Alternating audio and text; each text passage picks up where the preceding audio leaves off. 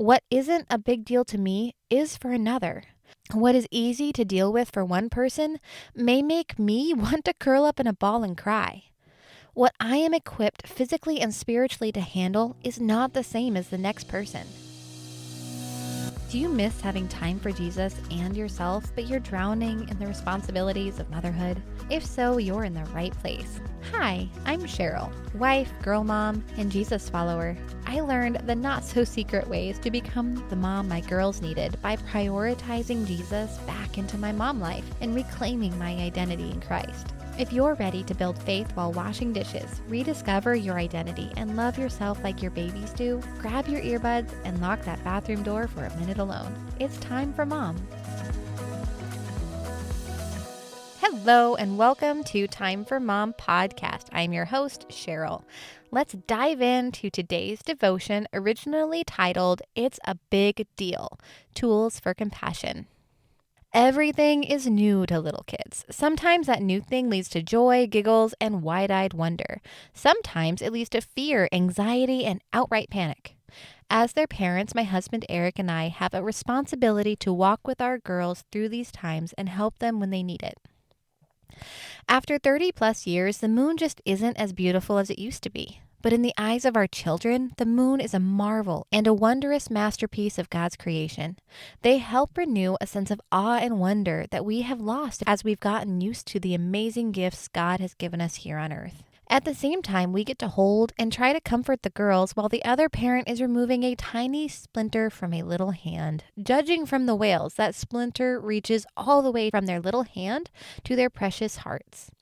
We get to explain repeatedly why you can't just lick people or objects and that throwing a fit will not change our minds. Mom life, am I right? Every little thing is a big deal to a small child, good or bad. Hunger is the end of the world. Eating so much our stomach is pokey is a puzzle we simply cannot solve.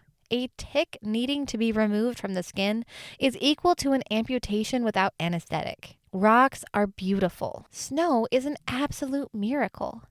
And puddles are treasures sent directly from heaven.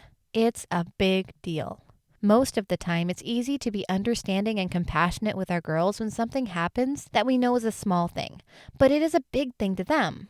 For some reason, it's a lot harder to be understanding and compassionate with other adults, though.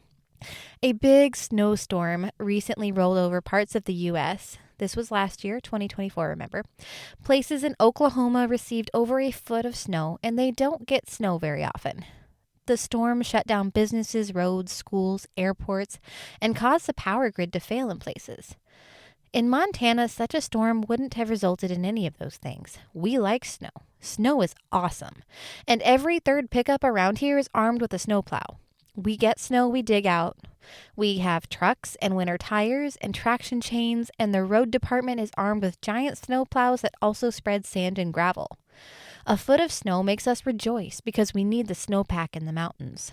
We are prepared with our waterproof, windproof layers, our thermal underwear, and when that doesn't work, layers of wool that make any man look like a cowboy of old. We have learned to live with the snow. In other places, snow is not normal. It is a big deal. They don't have the tools to deal with it, and because it's rare, 6 inches of snow is paralyzing and sometimes lethal. It's easy to scoff at those silly people panicking over 6 inches of snow because I expect snow in my life. But hit me with a lightning storm like they have in Oklahoma, and I just might go into an all-out panic because we don't have lightning like that here. The night sky should not be lit up like day. It's midnight. But the lightning is coming in unending bolts across the sky. And don't get me started on their tornadoes and 58 varieties of poisonous snakes. No, thank you. I will keep our rattlesnakes and their built-in warning systems. When we walk through life, it's easy to discount other people's struggles. Whether it's because we've never experienced that particular struggle and don't understand, or because we've been in the middle for so long that we forget how crippling it is. What isn't a big deal to me is for another. What is easy to deal with for one person may make me want to curl up in a ball and cry. What I am equipped physically and spiritually to handle is not the same as the next person. Just like we have the privilege of walking with our girls while they learn to deal with life, we have an amazing privilege of walking through life with our family, friends, and brothers and sisters in Christ. Here are some things that people have done from my family that has been helpful while we are in the middle of hard times. Listen.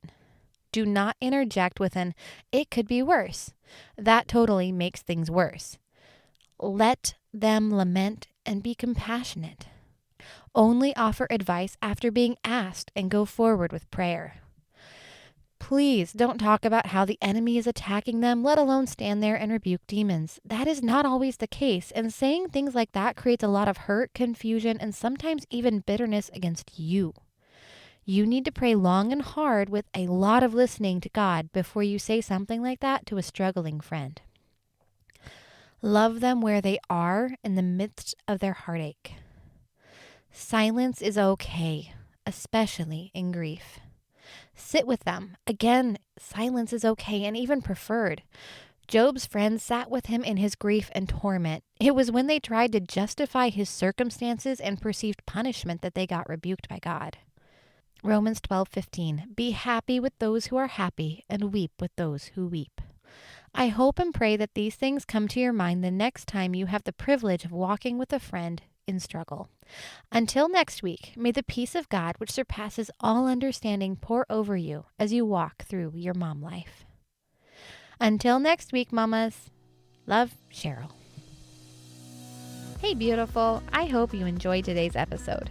If so, would you take 30 seconds to share this with a mom who is wading through those mounds of laundry and dishes and wishing for just a little me time? Also, please leave a quick review for the show on Apple Podcasts. It makes my day to know this podcast has helped you. Well, it's time for me to wash more dishes and cook more food. I'll meet you next Wednesday for another episode. Until then, may the God of grace fill you with his peace.